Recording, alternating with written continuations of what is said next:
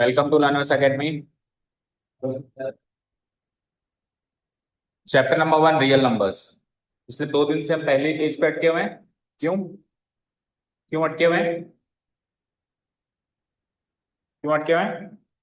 क्योंकि हम नंबर्स के बारे में जान रहे थे जो अनफॉर्चुनेटली हम नहीं जानते थे। शायद से जानना चाहिए था 10th में आते आते, लेकिन नहीं जानते थे, तो वो नॉलेज हम कैप्चर कर रहे थे। अभी हो गई वो नॉलेज 2 दिन में। पिछले हमने जो भी सीखा रियल नंबर्स के बारे में सब जान गए हम, कितने टाइप्स के होते हैं, कैसे होते हैं। अब बात करते हैं कोर्स में क्या है। ये तो जनरल इंट्रोडक्शन हो गया, ये थोड़ी ना कोर्स में। ये तो था ही सही, मतलब ये तो जनरल नॉलेज की बात है ना। अब कोर्स में क्या है, रियल नंबर्स में इस साल पढ़ना क्या है। तो कोर्स की बात करें तो 2 एक्सरसाइजेस सीखी थी हमने। शुरू में इंट्रोड्यूस किया था, बताया था आपको। Exercise number 1.1, exercise number 1.2, 2 exercises हैं। पहली exercise is based on A topic LCM and HCF, जो हम ऑलरेडी जानते हैं, एक बार रिवाइज करेंगे। और दूसरी एक्सरसाइज में इरेशनल नंबर्स के कुछ प्रूफ्स हैं, जैसे कि √2 को इरेशनल प्रूव करो एंड ऑल दैट।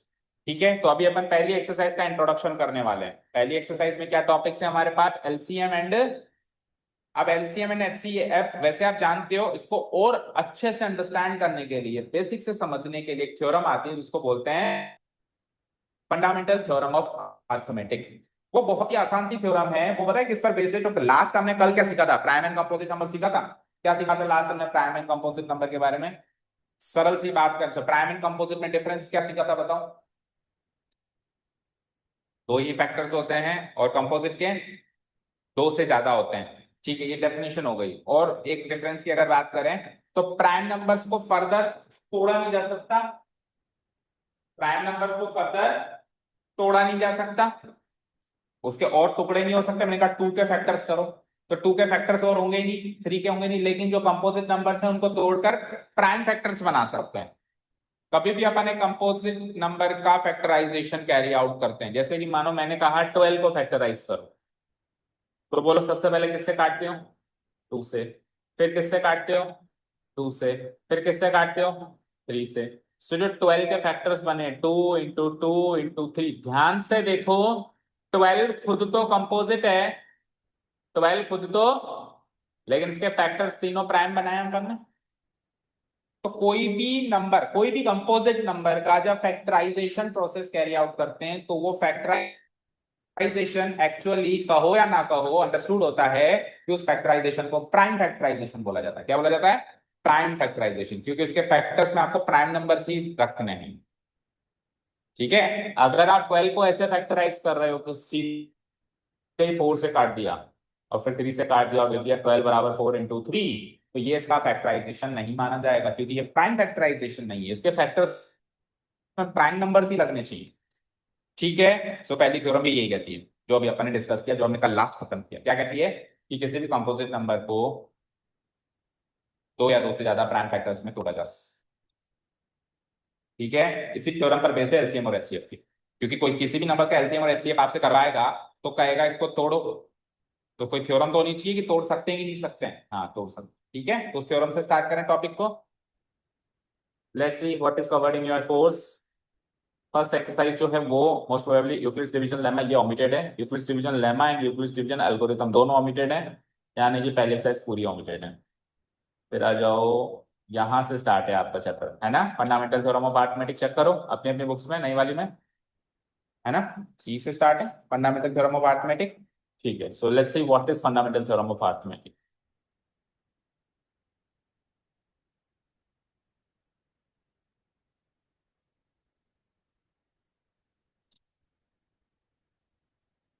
ये 9th में सीखा था हमने। रियल नंबर्स को काट दिया, डेसिमल एक्सपेंशन फॉर्म भी है नहीं पास है इस साल आपके, फिर भी बाद में देखेंगे, पढ़ा देंगे अगर पढ़ना चाहो तो। Decimal expansion, terminating non terminating, division lemma, division algorithm बता ही रहे हैं, भी कर दिया है। तो फंडामेंटल थ्योरम ऑफ अरिथमेटिक से स्टार्ट करेंगे, हेडिंग डाल, fundamental theorem of arithmetic.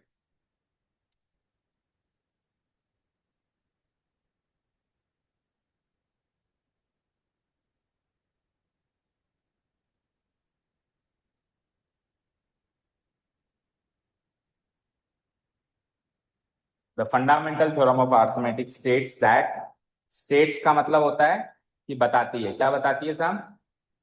State का मतलब ये भी होता है कि स्टेटमेंट देती है। क्या स्टेटमेंट देती है? कि एवरी कंपोजिट नंबर, दुनिया का कोई भी कंपोजिट नंबर को हम राइट कर सकते हैं, लिख सकते हैं। कैसे? प्रोडक्ट के फॉर्म में, कुछ नंबर्स के प्रोडक्ट के फॉर्म में। प्रोडक्ट किसका होना चाहिए? Powers of prime numbers. अब ये प्राइम नंबर्स कह रहे थे सर, अब पावर्स ऑफ प्राइम नंबर्स क्या है इसके बारे में बताते हैं कैसे, है ना। तो एक बार लिख लो। And this factorisation is unique. और ये फैक्टराइजेशन यूनिक होगा, हर एक कंपोजिट नंबर का अपना अपना खुद का फैक्टराइज्ड फॉर्म होगी। कोई भी एक फैक्टराइज्ड फॉर्म दो कंपोजिट नंबर की नहीं हो सकती, और एक कंपोजिट नंबर की दो फैक्टराइज्ड फॉर्म नहीं हो सकती। यूनिक होगा ये, ठीक है। उसके बाद आओ, apart from the order in which the factors occur. Apart from the order in which the prime factors occur. इसका मीनिंग समझते हैं, इस थ्योरम को ढंग से समझते हैं। आधी अधूरी थ्योरम तो हम अभी बातों बातों में समझ गए, अब पूरा समझने का प्रयास करते हैं।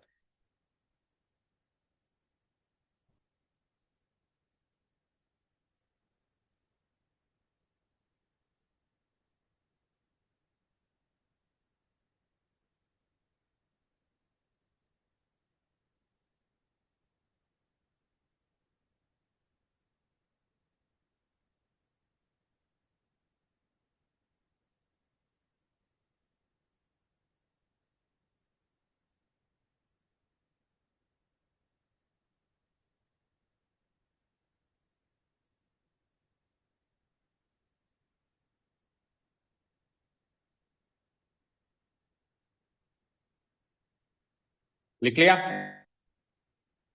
अब इसको समझने के लिए, इस थ्योरम को समझने के लिए कोई भी कंपोजिट नंबर उठाते हैं। बताओ, कोई भी कंपोजिट नंबर उठाना है।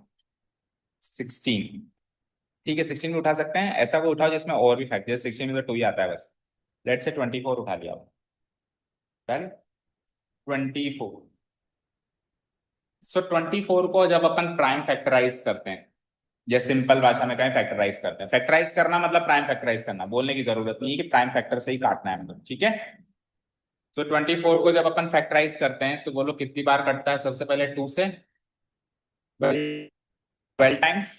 फिर बोलो आगे, अगेन 2 से 6 टाइम्स।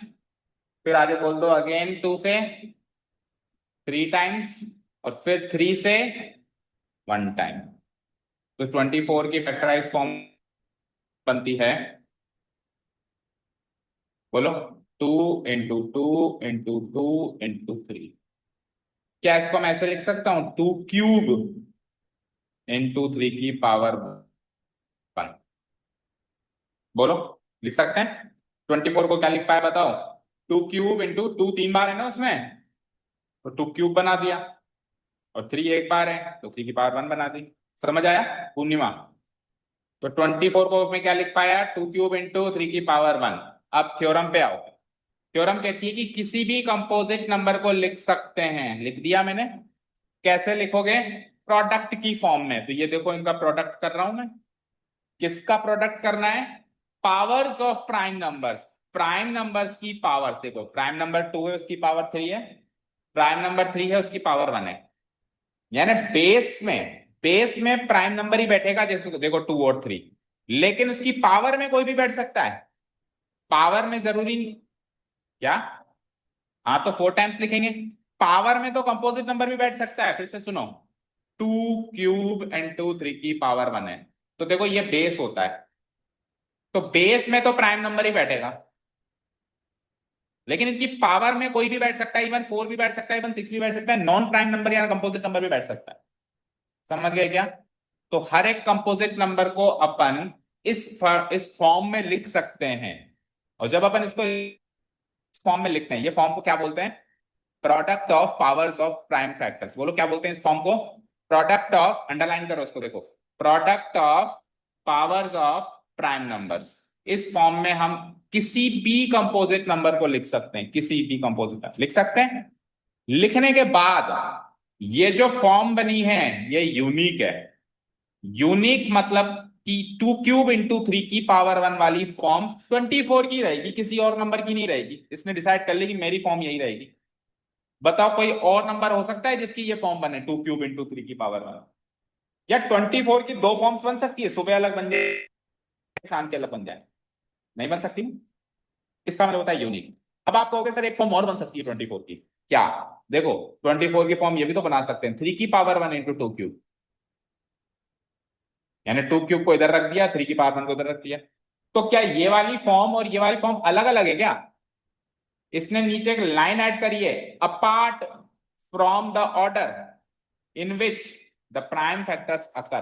प्राइम फैक्टर्स को आप किस ऑर्डर में लिख रहे हो? जैसे दो प्राइम फैक्टर्स हैं 2 और 3, तो आप पहले 2 लिख के बाद में 3 लिख रहे हो, 3 को पहले लिख के बाद में 2 लिख रहे हो, तो इस ऑर्डर को अपार्ट करो, मतलब इस ऑर्डर को अवॉइड करो, इस ऑर्डर को फोकस में मत लाओ, तो फिर ये फॉर्म यूनिक है। अगर आप ऑर्डर को मद्देनजर लाओगे तो फिर तो बहुत सारी बन जाएगी, 3 को उधर ले आओ, 2 को उधर ले आओ। समझ गए?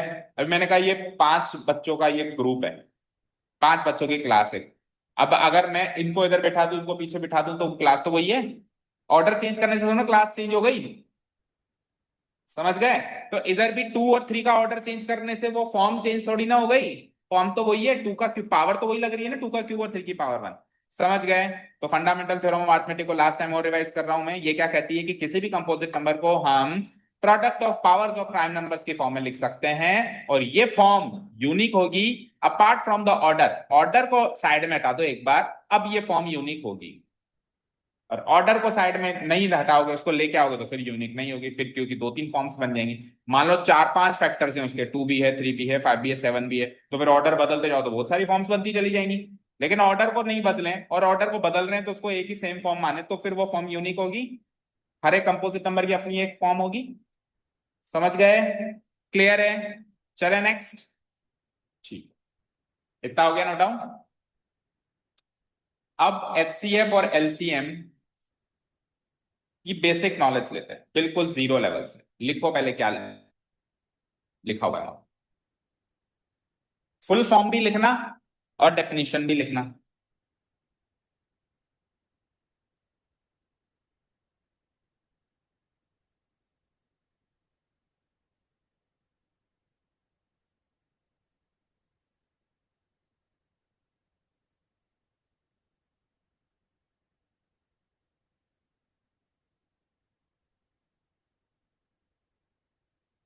लिखा?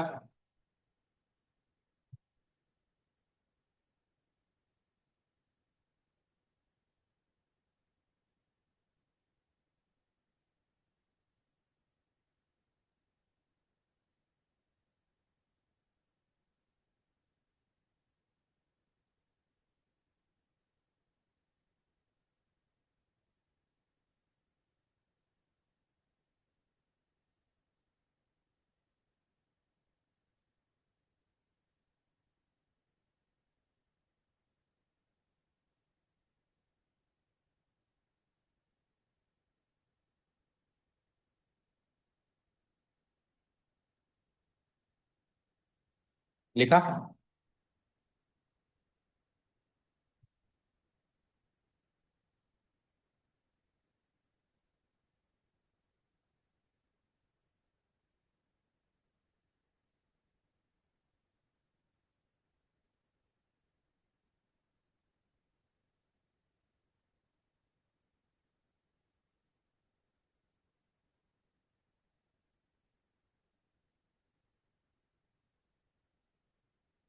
डन? ओके, अब ध्यान से सुनिएगा, बिकॉज यहां से अब क्वेश्चन स्टार्ट हो रहे हैं, ऐसे मान के चलो। अब तक जो बात थी वो जब अंडरस्टैंडिंग की बात थी, अब क्वेश्चन नहीं समझ पाओगे अगर इसके आगे ढंग से नहीं समझ। देखो, इनकी डेफिनेशन और इनको निकालने का जो तरीका है वो एक बिल्कुल एग्जैक्टली एक दूसरे के अपोजिट है। यानी कि इनकी डेफिनेशन में, जैसे एचसीएफ की डेफिनेशन है हाईएस्ट वर्ड आ रहा है या लार्जेस्ट वर्ड आ रहा है, यानी सबसे बड़े से बड़ा। अब इधर ध्यान दो, जो लिखना था लिख दो, एक बात खत्म करो, अब इधर ध्यान दो। एचसीएफ की डेफिनेशन में हाईएस्ट या लार्जेस्ट वर्ड आ रहा है, यानी इसका अर्थ कहीं ना कहीं सबसे बड़े से कुछ रिलेटेड है। लेकिन जब इसको निकालते हैं तो कोई ऐसी चीज देखते हैं जो छोटी से छोटी, उल्टा करता है। सिमिलरली एलसीएम की फुल फॉर्म या उसकी डेफिनेशन में लीस्ट या स्मॉलेस्ट वर्ड आ रहा है, यानी इसकी परिभाषा के हिसाब से कोई छोटे से छोटी चीज है परिभाषा के हिसाब से। बट जब इसको निकालते हैं तो फाइंड करने के प्रोसेस में चलते हैं, तब कोई चीज देखते हैं जो सबसे बड़ी से बड़ी है। तो निकालने का प्रोसेस और डेफिनेशन एक दूसरे के उल्टे, पहली चीज ये याद रखना। अब बात करेंगे सबसे पहले डेफिनेशन की, अर्थ क्या है, मतलब क्या होता है, समझे, बताएं इसका मतलब। तो इधर देखो स्क्रीन पे एक एग्जांपल है।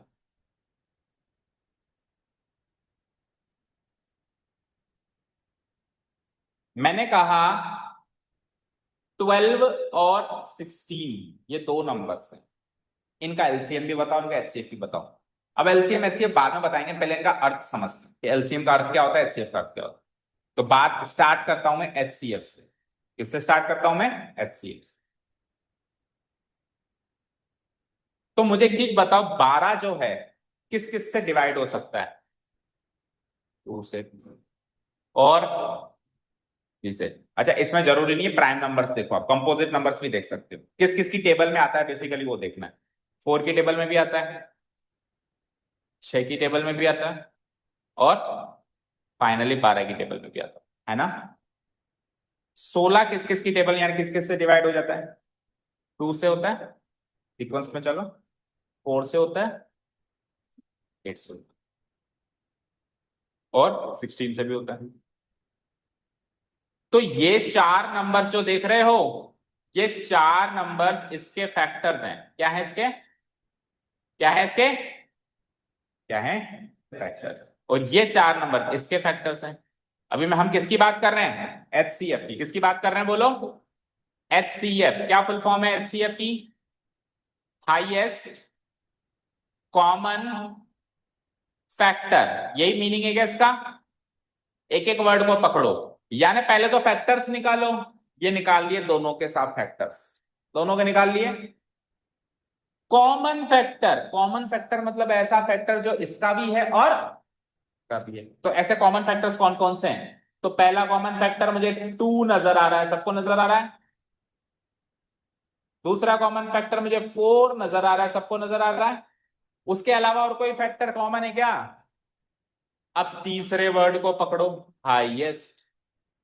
जितने भी कॉमन फैक्टर मिले, कितने मिले कॉमन फैक्टर, उनमें से हाईएस्ट कौन सा है, उनमें से बड़ा कौन सा है, बड़ा कौन सा है। एचसीएफ ऑफ 12 एंड 16 आ जाता है 4। बोलो समझ आया। मैं एज पर द डेफिनेशन चल रहा हूं, हाईएस्ट कॉमन फैक्टर, पहले फैक्टर निकाल लो, जितने भी नंबर, 2 हैं अभी तो 10 भी दे सकता है, सबके निकालो फैक्टर्स। फिर कॉमन, कॉमन मतलब सब में कॉमन कौन है, तो जरूर थोड़ा एक कॉमन है, बहुत सारे कॉमन आ सकते हैं सर। उन सारे कॉमन फैक्टर्स में से हाईएस्ट कौन सा है, वो होता है हाईएस्ट कॉमन फैक्टर, दूसरे शब्दों में एचसीएफ। ठीक है। अब जो आपकी अभी डेफिनेशन लिखी है उसमें बताइए क्या लिखा हुआ है, हाईएस्ट कॉमन फैक्टर की डेफिनेशन लिखी है, the largest number which can divide both of these numbers. वो बड़े से बड़ा नंबर जो इन दोनों को डिवाइड कर सकता है। तो इन दोनों को ये नंबर्स डिवाइड कर सकते थे, उनमें से बड़ा कौन है, 4 है, जो दोनों को कर सकता है। कोई कहे सर 6 भी तो है इससे बड़ा, लेकिन 6 इसको कर रहा है, इसको नहीं कर रहा, मैंने कहा था दोनों को करना चाहिए। कोई कहे 8 भी तो बड़ा है 4 से, तो 8 इसको कर रहा है तो उसको नहीं कर रहा है। वो सबसे बड़ा से बड़ा नंबर जो दोनों को या जितने भी नंबर्स गिवन है उन सारे नंबर्स को डिवाइड कर सके, वो होता है उन नंबर्स का एचसीएफ। बोलो एचसीएफ की डेफिनेशन क्लियर है क्या, बोलो। ठीक है, ये का यही लिखा हुआ है क्या नोट्स में, the largest number which can divide all the given numbers completely, यानी कंप्लीटली मतलब रिमाइंडर नहीं बचना चाहिए, वो बड़े से बड़ा नंबर जो दिए हुए सारे नंबर्स को पूरा पूरा डिवाइड करे, वो होता है एचसीएफ। डेफिनेशन वाइज समझ गए। अब डेफिनेशन वाइज वापस एलसीएम को समझो, और फिर दोनों को निकालने का प्रोसेस। ये निकालने का प्रोसेस नहीं है, ये डेफिनेशन चल रही है अभी। निकालने का प्रोसेस तो फंडामेंटल थ्योरम ऑफ अरिथमेटिक पे बेस्ड है, जो इससे पहले पढ़ के आए हैं, जो एग्जाम में करना है वो अलग है। ये अभी डेफिनेशन चल रही है, ठीक है। अब एलसीएम की डेफिनेशन सुनना ध्यान से। तो एचसीएफ में हमने क्या किया, इसके फैक्टर्स निकाले, बोलो, बोलो। एचसीएफ में हमने क्या किया, इसके फैक्टर्स निकाले, है ना। एलसीएम में हम इनकी टेबल लिखना शुरू करेंगे। एचसीएफ में हमने इनके फैक्टर्स निकाले, एलसीएम में हम क्या करेंगे, इनकी टेबल लिखना शुरू करेंगे। टेबल आती है ना, 12 1 जा 12 12 2, तो थोड़ी बहुत टेबल लिख लेते हैं जितनी लिख सकते हैं। तो 12 की टेबल बोलो कोई भी एक जना, 12 1 जा, 12 2 जा, 12 3 जा, 12 4 जा, 12 5 जा, 12 6 जा, 12 7 जा, 12 8 जा, 12 9 जा 108 एंड 12 10 जा 120 और 16 की भी बोल दो। 16 1 जा, 16 2 जा 32, 16 जा 48, 16 4 जा 64, 16 5 जा 80, इसके सीख में ही लिखो। 16 4 जा 64, 16 5 जा 80, 16 6 जा 96, 16 7 जा 128, 144 एंड व्हाट 160। ठीक है, टेबल तो और आगे भी जाती है। आपने 10 तक ही क्यों लिखी? क्योंकि मोस्ट प्रोबेबली 10 तक काम हो जाएगा, मैंने ऐसे नहीं कहा हमेशा, कई बार आगे भी जाना पड़ेगा। ठीक है, ये जितने भी नंबर्स आ रहे हैं ना बेटा 12 की टेबल में, ये सारे के सारे नंबर्स 12 के मल्टीपल्स हैं। क्या हैं? जैसे ये फैक्टर्स है ना, तो वो क्या है? मल्टीपल्स। क्या है? फैक्टर और मल्टीपल क्या होता है? उल्टा होता है। फैक्टर नंबर को डिवाइड करता है, मल्टीपल उस नंबर को किसी से मल्टीप्लाई करके मिलता है। जैसे 12 को 1 से मल्टीप्लाई करके 12 मिला, 12 को 2 से मल्टीप्लाई करके 24 मिला, 12 को 3 से, तो 12 को किसी नंबर से मल्टीप्लाई करके जो नंबर मिल रहा है वो मल्टीपल कहलाता है। समझ गए क्या? क्लियर है? दूसरे शब्दों में बात करें तो फैक्टर्स दिए हुए नंबरों से छोटे होते हैं। ये देखो, ये सारे के सारे नंबर इससे छोटे हैं या बराबर हैं। चेक करो, 2 इससे छोटा है, 3 इससे छोटा है, 4 इससे छोटा है, बोलो 6 इससे छोटा है और 12 इसके बराबर है। या तो छोटे होंगे या बराबर होंगे। फैक्टर्स हमेशा दिए हुए नंबरों से छोटे होंगे या बराबर होंगे, लेस देन और इक्वल टू। इधर देखो, 2 से छोटा, 4 इससे छोटा, 8 इससे छोटा, 16 इसके बराबर। लेकिन मल्टीपल दिए हुए नंबरों से बड़े होते हैं या बराबर होते हैं। तो देखो, 12 12 के बराबर, फिर सारे नंबर उससे बड़े, 16 16 के बराबर, ये सारे उस नंबर उससे बड़े। समझ आया? फैक्टर्स क्या होते हैं? दिए हुए नंबर का कोई फैक्टर होगा, या तो वो उससे छोटा होगा या उसके बराबर होगा मैक्सिमम, और जो मल्टीपल होगा वो उससे बड़ा होगा या फिर बराबर होगा, छोटा नहीं हो सकता। क्लियर? तो जब आपने मल्टीपल्स लिख लिए तो अब आप क्या सीख रहे हो बेटा? एलसीएम। क्या सीख रहे हो? क्या इसका फॉर्मूला है, फुल फॉर्म है? बोलो। मल्टीपल, यानी कि आपको मल्टीपल्स निकालने हैं। जैसे उसमें फैक्टर लिखा हुआ था तो आपने फैक्टर्स निकालना शुरू कर दिया, इसमें मल्टीपल लिखा हुआ है तो आप मल्टीपल्स निकालना शुरू कर दोगे। कर दिया आपने मल्टीपल्स निकालना शुरू, निकाल दिए दोनों के मल्टीपल्स। अगेन इसमें कॉमन मल्टीपल है, जैसे उसमें कॉमन फैक्टर था तो इसमें कॉमन मल्टीपल है। अब कॉमन मल्टीपल मतलब जो इसका भी मल्टीपल हो और इसकी टेबल में भी आता हो और उसकी। तो बताओ ऐसे कौन कौन से नंबर्स दिख रहे हैं जो दोनों की टेबल में दिख रहे हैं आपको? 48 दोनों में दिख रहा है एक तो, 96 और अच्छा, आप मानते हो केवल यही दोनों होंगे? मैंने क्या कहा, टेबल 10 तक थोड़ा ना सीमित है, टेबल तो अनंत तक चलती जाएगी। तो ऐसे कॉमन मल्टीपल्स और मिलते चले जाएंगे, मिलते चले जाएंगे, मिलते चले जाएंगे। चिंता मत करो, छोटे से छोटा देखना है, लीस्ट। छोटे से छोटा तो 48 है, आगे कितने भी मिलते जाए ना, क्या फर्क पड़ता है? तो सबसे छोटा कॉमन मल्टीपल होता है एलसीएम। तो 12 और 16 का एलसीएम कोई पूछेगा तो आंसर आ चुका है। LCM of 12 and 16 is what? 48। तो एस पर द डेफिनेशन समझ में आया? लीस्ट कॉमन मल्टीपल, पहले मल्टीपल निकाल, मल्टीपल मतलब उसकी टेबल लिख लो, वो सारे नंबर उसके मल्टीपल हैं। फिर कॉमन देखो, कॉमन भी सर बहुत सारे हैं, छोटे से छोटा देखो जो सबसे पहले उनके मल्टीपल में कॉमन आ गया। सबसे पहले 48 कॉमन आ गया, आगे की देखने की जरूरत ही नहीं है। सबसे पहले कॉमन कौन आ गया? 12 की टेबल बोलो, 12 में 12 24 36 48 16 48 कॉमन आ गया, आगे बढ़ने की जरूरत नहीं, वही एलसीएम। बोलो समझ आया? क्लियर है? तो डेफिनेशन वाइज समझ में आ गया एलसीएम का मीनिंग। अब डेफिनेशन हमने जो लिखी है वो क्या है? The smallest number which can be divided by all the given numbers completely. वो छोटे से छोटा नंबर जो दिए हुए नंबरों से दोनों से पूरा पूरा डिवाइड हो जाए। तो 48 इससे पूरा डिवाइड हो जाता है और 48 इससे भी पूरा डिवाइड हो जाता है। तो 48 वो छोटे से छोटा नंबर है जो दोनों से डिवाइड हो रहा है। कोई कहे सर 36, तो 36 इससे डिवाइड हो रहा है लेकिन उससे नहीं हो रहा है। 32 इससे हो रहा है तो उससे नहीं हो रहा है। तो ऐसा नंबर ढूंढना है छोटे से छोटा जो वो दिए हुए नंबरों से पूरा पूरा डिवाइड हो जाए और दोनों से तीनों से जितने भी गिवन है सबसे डिवाइड हो। ठीक है, समझ आया? मेथड समझ में आया, प्रॉपर डेफिनेशन समझ में आई। अब बात करते हैं निकालने के प्रोसेस की। ये निकालने का प्रोसेस नहीं कि टेबल लिखने बैठ जाए या फैक्टर्स लिखने बैठ जाए, निकालने का प्रोसेस बिल्कुल नहीं है। और है, अगर इसे आप निकालो भी तो आप मन में निकालो, लेकिन आप इसको प्रेजेंट नहीं करके आ सकते, ये प्रेजेंटेबल तरीका नहीं है, ये डेफिनेशन। अब प्रेजेंटेबल तरीके के लिए हम क्या करेंगे? फंडामेंटल थ्योरम ऑफ अरिथमेटिक की मदद लेंगे। अब देखना ध्यान से, 12 और 16 का एलसीएम और एचसीएफ दोनों के दोनों हम फंडामेंटल थ्योरम ऑफ अरिथमेटिक से कैसे निकालते हैं। एक बार के लिए तो निकाल दिया। हाईएस्ट कॉमन फैक्टर क्या निकला इसमें? एचसीएफ क्या निकला था? बोलो, सबसे बड़े से बड़ा। 4 निकला था, 4 ही निकला था। एचसीएफ 4 निकला था, एलसीएम 48 निकला था। अब अपन चेक करते हैं कि फंडामेंटल थ्योरम ऑफ मैथमेटिक्स से भी यही एलसीएम और यही एचसीएफ निकलते हैं कि नहीं निकलते। तो फंडामेंटल थ्योरम ऑफ मैथमेटिक्स के लिए क्या करेंगे, ध्यान से सुनना। दो नंबर्स कौन से गिवन है आपको, 12 और, दोनों को फैक्टराइज करो। क्योंकि फंडामेंटल थ्योरम ऑफ मैथमेटिक्स क्या कहती है, कंपोजिट नंबर को तोड़ के product of powers of prime numbers की फॉर्म में लिख सकते हैं, लिख सकते हैं, लिखो। सो 12 को जब आप तोड़ोगे तो you will get 2 square into 3, yes और नो। और जब 16 को तोड़ोगे तो 2 की पावर 4 ही मिलेगा बस, nothing else. 2 into 2 into 2 into 2, that's it. ये 16 को तोड़ दिया है और ये हमने इसको तोड़, done. No doubts, no doubts. अब कैसे एलसीएम और कैसे एचसीएफ निकलेगा, ध्यान से सुनिएगा। एचसीएफ के अंदर और एलसीएम के अंदर, सुनना ध्यान से, एचसीएफ और एलसीएम में पहले तो फैक्टर्स कौन कौन से लेंगे वो सुनो, और फिर उनकी पावर्स कौन कौन सी लेनी है वो भी सुनो।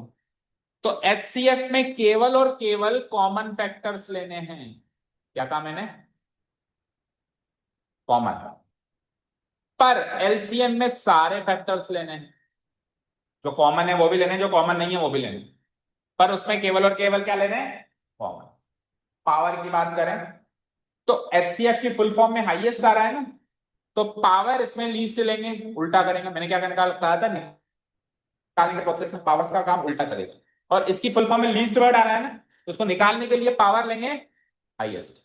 अब ये दोनों लॉजिक अप्लाई करो, एलसीएम एचसीएफ मिलेगा। सबसे पहले फैक्टर्स कौन कौन से होंगे, तो कॉमन फैक्टर्स कौन से हैं जो इसमें भी है और इसमें भी है, बोलो। इसके दो फैक्टर्स हैं, 2 और 3। अच्छा, इसकी पावर नहीं लिखी मैंने, इसकी पावर तो है।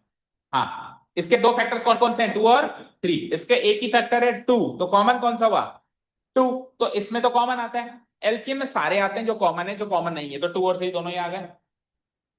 सारे मतलब इसके पास 2 और 3 है, इसके पास 2 है, तो सारे मिलाएंगे तो 2 और 3 बनेंगे ना, बोलो। सारे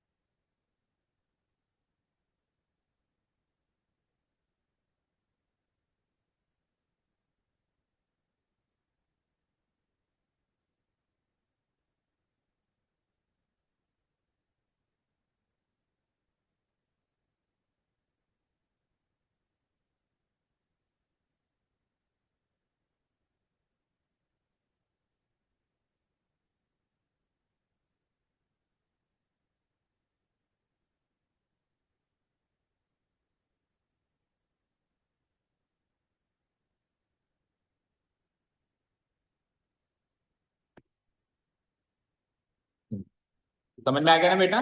दो नंबर्स का एचसीएफ और एलसीएम का प्रोडक्ट और उन दोनों का आपस में प्रोडक्ट इक्वल आएगा। ये लॉजिक दो नंबर्स के लिए चलेगा, तीन नंबर्स के लिए चलेगा भी तो हमारे कोर्स में नहीं है, पर दो नंबर्स के लिए जो ये लॉजिक है। क्या? हाँ, अपन जैसे एचसीएफ लेते हैं एलसीएम लेते हैं वैसे ही करवा दिया।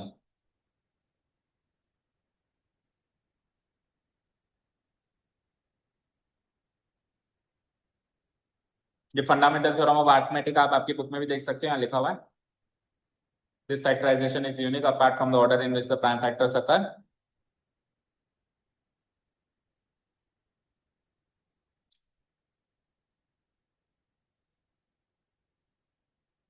ये आपकी बुक का एक सवाल है पूर्णिमा। हाँ जी, है क्या आपकी बुक का सवाल? क्या कहता है ये? 6 और 20 का एलसीएम और एचसीएफ दोनों निकालो यूजिंग व्हाट? बोलो। प्राइम फैक्टराइजेशन मेथड वही हो गया आपका फंडामेंटल थ्योरम ऑफ अरिथमेटिक। 6 को पहले फैक्टराइज किया, ध्यान से देखो, सब यहां पे ध्यान दो। फिर 20 को फैक्टराइज किया है, ध्यान से देखो। फिर एचसीएफ जब निकाला तब फॉर्मूला पढ़ो। ईच कॉमन प्राइम फैक्टर की छोटी से छोटी पावर, कॉमन लेने, पावर छोटी से छोटी लेनी है, सारे लेने हैं। Each prime factor, common word यहां पे नहीं लगा हुआ, यानी सारे ही लेने, और उसकी पावर कौन सी लेनी है? बड़ी से बड़ी। अब बताओ इनमें से कॉमन क्या क्या है? इसके पास है 2 और 3, इसके पास है 2 और 5, कॉमन क्या हुआ? तो कॉमन ले लिया हमने 2। और जब सारे लेने की बात आई तो सारे ले लिए, 2 भी ले लिया, 3 भी ले लिया, 5 भी ले लिया, सारे लेने हैं। तेरे पास हल्दी और धनिया, मेरे पास धनिया और प्याज, तो सबके आइटम मिलाएंगे तो क्या क्या बनेगा बताओ? हल्दी धनिया प्याज। इसके पास 2 और 3, इसके पास 2 और 5, तो सबके फैक्टर्स कंपाइल करें तो क्या बनेगा? 2 और 3 और 5 बन गया। अब पावर की बात करें तो 2 की पावर यहां पे क्या है? 1। यहां पे क्या है? 2। एचसीएफ में कौन सी लेनी है? छोटी, तो 1 और 2 में से छोटी कौन सी है? 1। इधर कौन सी लेनी है? बड़ी, तो 2 की पावर बड़ी 2। और 3 तो है ही एक जगह, तो जो उसकी पावर होगी वही छोटी है वही बड़ी। और 5 भी है ही एक जगह, तो उसकी जो पावर होगी वही छोटी वही बड़ी। ठीक है? ये किसी मैम का नहीं दिया हुआ है, ये किसी सर का नहीं दिया हुआ है, ये एनसीईआरटी का दिया हुआ है। ठीक है? अभी मेरे पास 6 से 7 तरीके और एलसीएम एचसीएफ निकालने के, बट मैं क्या करूं, वो खुद कह रहा है प्राइम फैक्टराइजेशन मेथड से करो। अच्छा, एक्सरसाइज में देख लो। एक्सरसाइज में नहीं कह रहा है कि प्राइम फैक्टराइजेशन मेथड से करो। पढ़ो। क्वेश्चन नंबर 3 पढ़ो, एलसीएम एचसीएफ बोलो भाई अप्लाइंग द। फिर इसका क्या रोल रहा प्राइम फैक्टराइजेशन मेथड का? ठीक है, आप ही की बुक ने सजेस्ट किया है एग्जाम्पल में, बाकी चॉइस इज योर्स। कोई भी टीचर गलत नहीं है, तरीका किसी का भी गलत नहीं है, बट मैं तो ये कहूंगा कि एनसीईआरटी क्या सजेस्ट करिए उसको तो मैच करो। और मेथड वो क्या कह रहा है, अप्लाइंग प्राइम फैक्टराइजेशन मेथड, तो उस पर तो ध्यान दो। ठीक है? किसी ने कहा जयपुर जाओ, तो चाकसू बाईपास से होकर भी जा सकते हैं और चाकसू अंदर होकर भी जा सकते हैं। उसने एग्जाम में क्वेश्चन डाला कि चाकसू बाईपास से जाके दिखाओ, आप तो अंदर से चले गए, जयपुर तो दोनों ही पहुंच गए, बट टास्क किसने कंप्लीट किया? जो बाईपास से गया, क्योंकि टास्क दिया हुआ यही था कि बाईपास से जाना है, अंदर से नहीं जाना है। ठीक है? अजमेर को देवली होके जा सकता है, कोई जयपुर होके जा सकता है, लेकिन टास्क अगर आपको कहे जयपुर होके जाओ, आप देवली होके चले गए, सर मेरे को इधर से कंफर्टेबल फील होता है। या सपोज करो टास्क देवली होके और आप जयपुर होके चले गए, क्योंकि सर जयपुर से रोड बढ़िया है और देवली से क्या है, रोड खराब है अजमेर जाने का, तो मैं तो इधर से चली गई, तो आपने तो अपना कंफर्ट जोन चूज कर लिया, लेकिन actual task was to go to Ajmer via Deoli, not via Jaipur. So you will not get the full marks, because जो टास्क जैसे दिया हुआ है वैसे करना होता है। आंसर लाना is not important, method is important. हाँ, आंसर लाना कहां इंपॉर्टेंट होता है? एंट्रेंस एग्जाम में। ठीक है? एंट्रेंस एग्जाम में एबीसीडी ऑप्शन आते हैं, कहीं से भी कर लो, आंसर लाना है। बट इधर बोर्ड्स है, इधर मेथड मैटर करता है, कौन से मेथड से आप वो काम कर रहे हैं। आंसर अगर आप दूसरे मेथड से निकालोगे तो आपके पूरे मार्क्स कटेंगे, ऐसा मैं नहीं कह रहा हूं, लेकिन पूरे मार्क्स मिलेंगे भी नहीं। पूरे मार्क्स चाहिए तो जो मेथड उन्होंने कहा है वही फॉलो करना पड़ेगा। Okay fine. चलो जी, अब आप कुछ नोट्स नोट डाउन करो इस मेथड के बारे में, फिर आज का भी हो गया है टाइम, तो फिर देखते हैं, कल से एक्सरसाइज स्टार्ट करते हैं। ये डेफिनेशन लिख ली, how to find HCF and LCM using prime factorisation method. वैसे तो मैंने आपको सिखाई दिया है, लिखने की बात है, बस लिखो। प्राइम फैक्टराइजेशन मेथड से कैसे हम एलसीएम एचसीएफ निकालेंगे।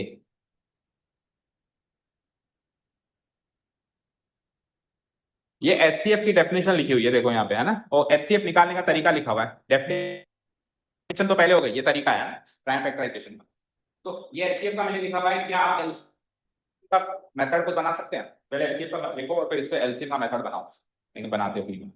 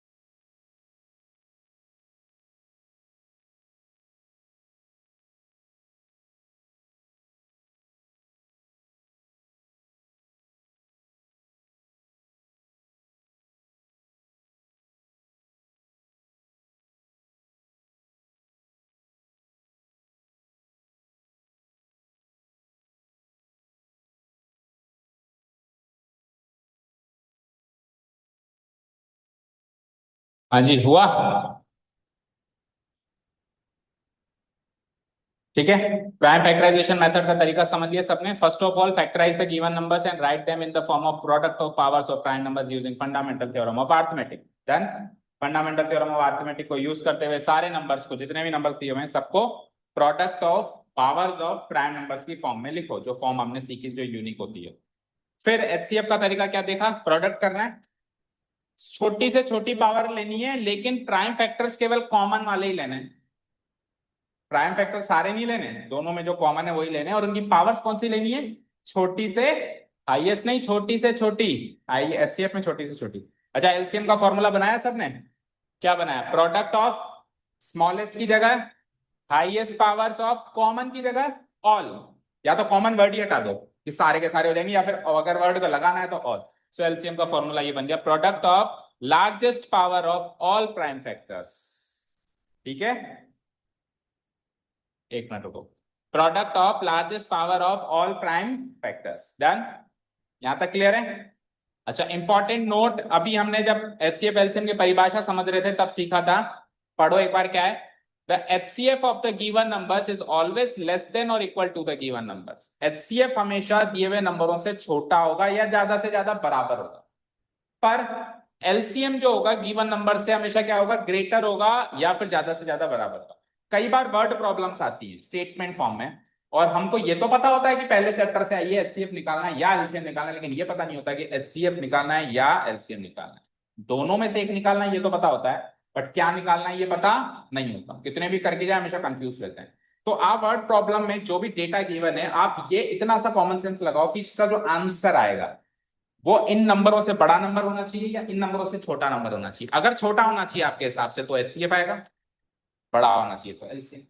जैसे मान लो कि तन्मय जो है ग्राउंड का एक राउंड 50 मिनट में लगाता है, आदित्य जो है 30 मिनट में लगाता है, तो दोनों ने एक साथ भागना स्टार्ट किया, ऐसा सवाल है हमारे, दोनों ने एक साथ भागना स्टार्ट किया, तो नेक्स्ट टाइम कितने मिनट के बाद वो वापस स्टार्टिंग पोजीशन पे एक साथ खड़े।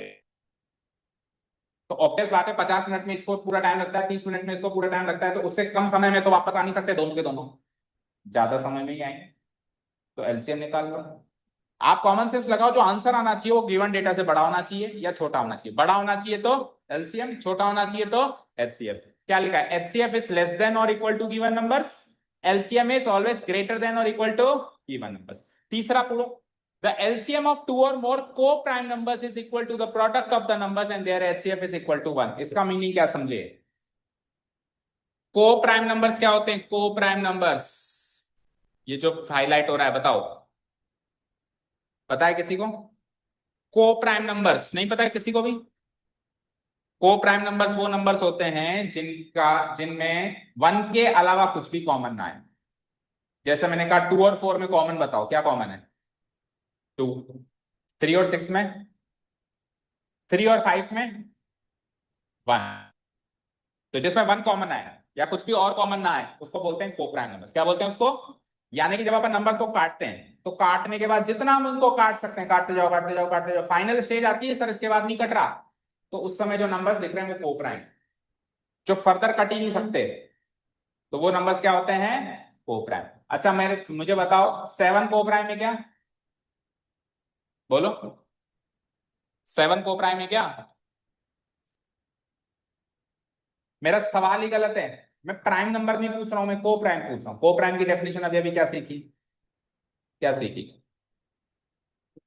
दो या दो से ज्यादा को हम जितना काट सकते हैं काट दो, फाइनल स्टेज पे आने के बाद वो को प्राइम होता है।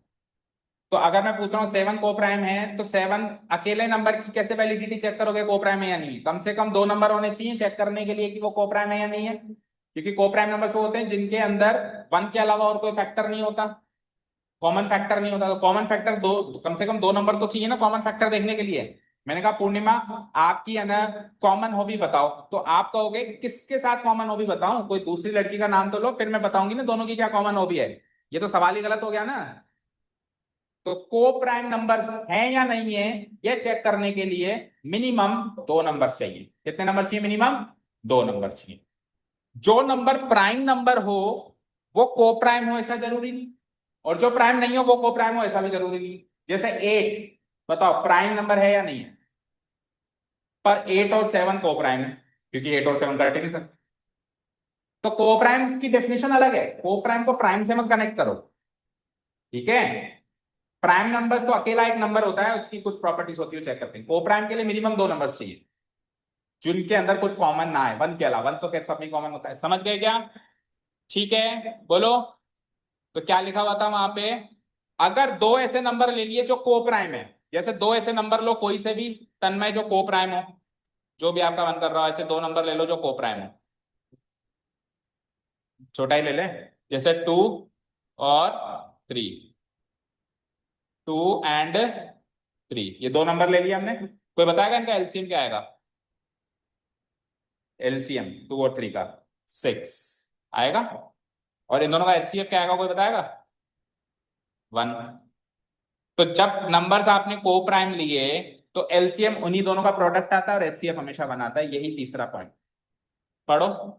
अगर आपने दो को प्राइम नंबर्स लिए हैं तो उनका एलसीएम हमेशा क्या आएगा? Product of their product of the numbers, even numbers का प्रोडक्ट कर दो, वही एलसीएम है। जैसे 2 और 3 का एलसीएम 2 और 3 का प्रोडक्ट कर दो, 2 3 जा 6। 8 और 7 का एलसीएम 8 और 7 का प्रोडक्ट कर दो, क्योंकि ये दोनों को प्राइम है, ये कट ही नहीं सकते। ऐसे नंबर्स जो कट ही नहीं सकते हो उनका एलसीएम उन्हीं का प्रोडक्ट होता है और एचसीएफ उनका हमेशा ही 1 होता है। 8 और 7 का एचसीएफ 1 ही आएगा, 2 और 3 का एचसीएफ क्या आएगा? हमेशा 1 ही आएगा। तो ये 3 पॉइंट समझ में आ गए। एचसीएफ दिए हुए नंबर से हमेशा छोटा या बराबर, एलसीएम दिए हुए नंबर से बड़ा या बराबर। और को प्राइम नंबर्स ले लिया अगर आपने तो उनका एचसीएफ तो 1 रहेगा हमेशा, और एलसीएम करना हो तो दोनों का प्रोडक्ट कर दो, या दो से ज्यादा है तो तीनों का प्रोडक्ट कर दो, जितने भी है सबका प्रोडक्ट कर दो, ठीक है? और सुनो, एक ये वाला पॉइंट भी घर से लिख के लाना। अभी अभी मैंने आपको बताया कि दो नंबर्स ये, लेकिन दो नंबर्स के लिए वैलिड है, चेक करो। 2 लिखा हुआ है ना, 2 से ज्यादा के लिए वैलिड नहीं है ये रिलेशनशिप। अगर दो नंबर्स का एलसीएम और एचसीएफ दोनों चीज आपने निकाल ली तो एक साइड आप ए इंटू बी करो, यानी नंबर्स को प्रोडक्ट करो, और एक साइड आप उनके एचसीएफ और एलसीएम को प्रोडक्ट करो, आपको सेम आंसर मिले। करके दिखाया था ना, 12 और 16 का एलसीएम लिया था, 12 और 16 को आपस में मल्टीप्लाई कर, दोनों में 192 आया था प्रोडक्ट, ठीक है? तो a into the product of the two numbers is always equal to the product of their HCF and LCM, उन्हीं के एचसीएफ और एलसीएम के प्रोडक्ट के बराबर आएगा। a इंटू बी बराबर HCF of a into b गुणा LCM of a into b. a into b ने एक कोमा बी मतलब इन दोनों नंबर्स का एचसीएफ। बट ये 3 नंबर्स के लिए रिलेशनशिप साबित नहीं होगा, ठीक है? अब यहां तक हमारा जो पार्ट है, ये पहली एक्सरसाइज का पूरा सब कुछ इसमें हो चुका है। सेकेंड एक्सरसाइज का जो पार्ट है वो यहां से शुरू होगा, एक थ्योरम पढ़ेंगे, पर वो हम पहले एक्सरसाइज कर लें उसके बाद पढ़ेंगे। आप क्या बोल रहे थे पूर्णिमा? ये जो रिलेशनशिप है ये 8 वाला, देखो ना, 6, 72 और 120 का प्राइम फैक्टराइजेशन करो। 6 का प्राइम फैक्टराइजेशन 2 इंटू 3, 72 का 2 क्यूब इंटू 3 स्क्वायर, 120 का 2 क्यूब इंटू 3 इंटू 5। अब इनमें से कॉमन देखो क्या है, तीनों में कॉमन क्या है बताओ? 2 इसमें भी आ रहा है, इसमें भी आ रहा है, इसमें भी आ रहा है, 2 कॉमन है, 3 भी कॉमन है तीनों में। तो एचसीएफ निकालेंगे तो 2 और 3 को लेंगे, कॉमन ही लेते हैं। एलसीएम निकालते हैं तो सबको लेते हैं, तो इसके पास 2 और 3 है, इसके पास भी 2 और 3 है, और इसके पास 2 3 5 है। तो सबको लेना होगा तो किन किन को लेना होगा? 2 3 5 तीनों को ले लो। अब पावर की बात करें तो एचसीएफ में छोटी पावर लेना, तो इधर 2 की पावर 1, इधर 2 की पावर 3, इधर 2 की पावर 3, तो छोटी कौन सी हुई? 1, तो 2 की पावर 1 लेना एचसीएफ के केस में। 3 की पावर इधर 1, इधर 2, उधर 1, छोटी कौन सी हुई? 1, तो 3 की पावर भी 1 लेना, तो 2 की पावर 1, 3 की पावर 1, 2 3 जा 6 आ गया एचसीएफ। एलसीएम लेंगे तो बड़ी से बड़ी पावर लेंगे, तो 2 की पावर 1, 2 की पावर 3, 2 की पावर 3, बड़ी से बड़ी कौन सी है? 3, तो एलसीएम के केस में 2 की पावर 3 लेंगे। 3 की पावर देखो 1 2 1, बड़ी कौन सी है? 2, तो एलसीएम के केस में 3 की पावर 2 लेंगे। और 5 तो एक ही जगह नजर आ रहा है, तो उसकी जो पावर लगी हुई होगी वही छोटी और वही बड़ी, तो 5 की पावर 1 नजर आ रही है तो यही बड़ी होगी, तो एलसीएम में 5 की पावर 1 ले लेंगे। तो एलसीएम क्या आएगा? 2 क्यूब गुणा 3 स्क्वायर गुणा 5, चेक करो, 2 क्यूब गुणा 3 स्क्वायर गुणा 5। और एचसीएफ क्या आया? 2 की भी पावर 1, 3 की भी पावर 1 से। अब आप मल्टीप्लाई करोगे तो 360 को 6 से गुणा कर दो, नहीं सॉरी, इसमें तो ये रिलेशनशिप लगेगा ही नहीं, ये 3 नंबर्स आ गए, रिलेशनशिप हमेशा 2 ही नंबर्स में लगे। सबके क्वेश्चंस मिल जाएंगे कल एक्सरसाइज में, चिंता मत करो, ठीक है? कल से एक्सरसाइज स्टार्ट करेंगे finally. Thank you so much for listening to us, have a nice day, keep learning and bye.